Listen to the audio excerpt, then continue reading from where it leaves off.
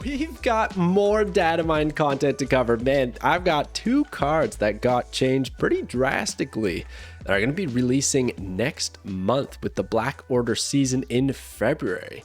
And I gotta cover it because it's actually significant changes in my opinion. So I got 2 cards. It's going to be real quick. We're going to cover those 2. And I also got the updated Spotlight Cash schedule for next month because there was a slight few changes that we will cover. Now, first off, we have CULL Obsidian is now a 4-9. He went from 4-10 to 4-9, which might seem like a nerf, but I'm going to go ahead and say I think this is actually a buff. Now, 10 power is nice to have. We like 10 power. Scar likes 10 power, but in this instance, so does Shang-Chi. He likes it when cards have 10 power because he can destroy them, and now CULL Obsidian drops below that threshold. Why?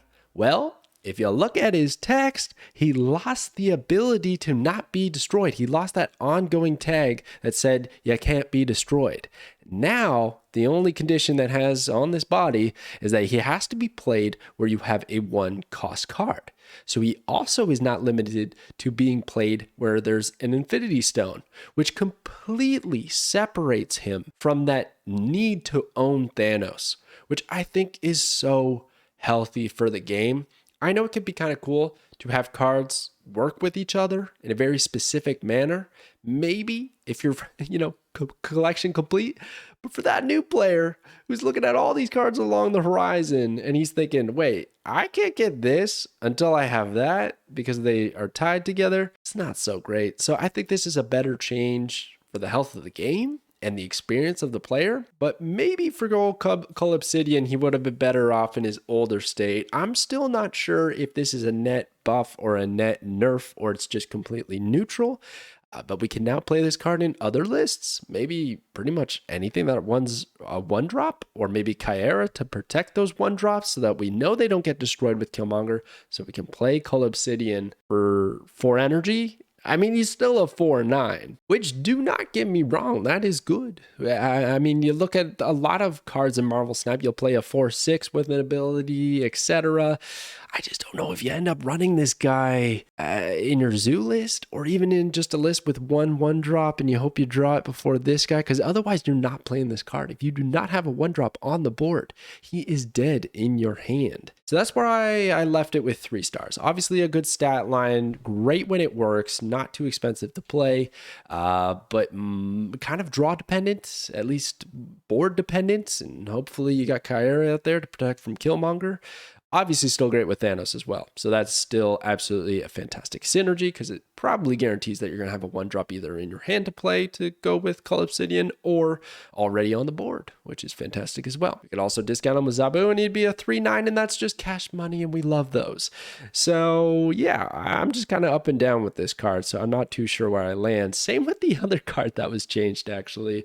Interesting changes. We went from a few cards that seemed a little bit too strong maybe, to now coming back down to earth prior to their release, which is of course just a healthier way to release cards so that they don't get nerfed a week later, right? Okay, and unfortunately he still only has 1 variant. I was hoping to get more, he still only got 1. Okay, let's check out the next card that was changed. And here we have a Supergiant change to Supergiant.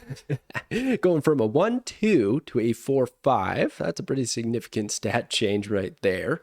But then also pay attention very closely to the text. So on reveal, all cards played next turn don't reveal until the game ends. It's only next turn. Previously with Supergiant as a 1-2, it was affecting the turn that Supergiant was played as well as the next turn, which had massive disruptive potential. Now this is still a very extremely disruptive card. You play Supergiant on 4 and your opponent wanted to play like Sarah, right, on turn 5. Well, they can't quite do that.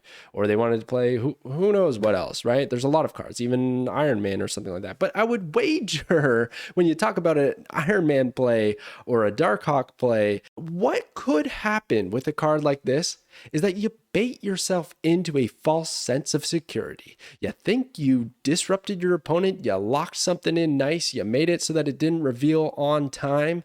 So you think you got an advantage over your opponent, and then you have a little bit of too much confidence. You go into the final bell and that card reveals and it was Iron Man, it was Darkhawk or something, and it didn't really matter when it was played, it was still benefiting your opponent so long as it actually eventually revealed on the final turn. And then you lose a bunch of cubes because you waited until the end of the game to see what that card was, what that card that you actually disrupted, that you didn't allow to reveal.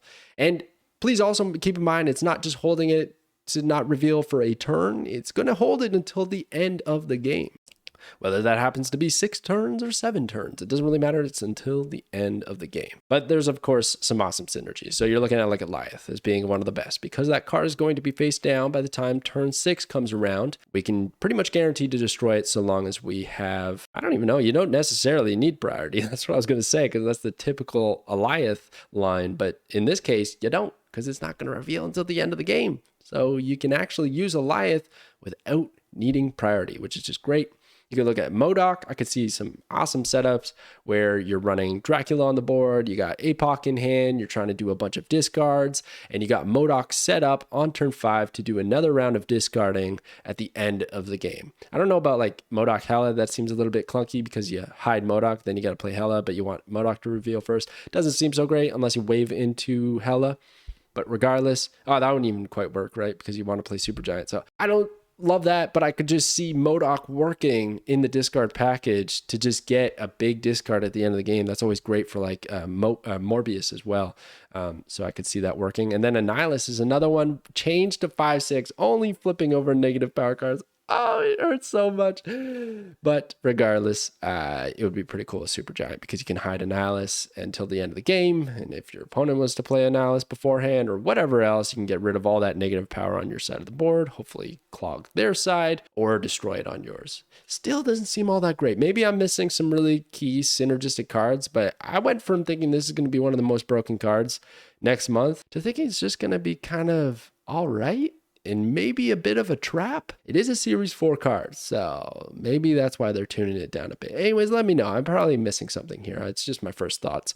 So that is Supergiant and CULL Obsidian. They got changed. Let's check out the Spotlight cash schedule. All right, so here it is, and it probably looks pretty familiar. Not a whole lot has changed. Of course, those 2 cards and their text and their stat lines have changed, but also if you look at the week right here, Gladiator has taken the place of a card that I can't even remember at this point in time.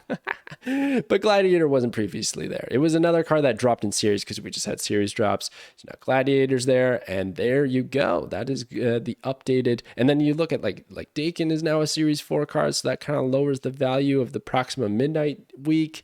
Yeah, it's interesting. I still love this though. I love the Black Order. I love a lot of these cards. It looks like discard is going to get a lot of tools to work with, which is really exciting. But I am starting to think the power level generally of this month is starting to come down, and it's in a weird position where I'm thinking March seems to be just the absolute banger to save up for, but I thought we were doing that previously. So it's, you never really know until closer till the cards release. And hey, any of these could change until they're officially announced, right? We're working with Datamine content, and that's just the games that we play. So there you go. Let me know what you guys think about these changes to these 2 cards in the comments below. I'd love to hear your thoughts. Thank you so much for watching, and I will catch you guys next time.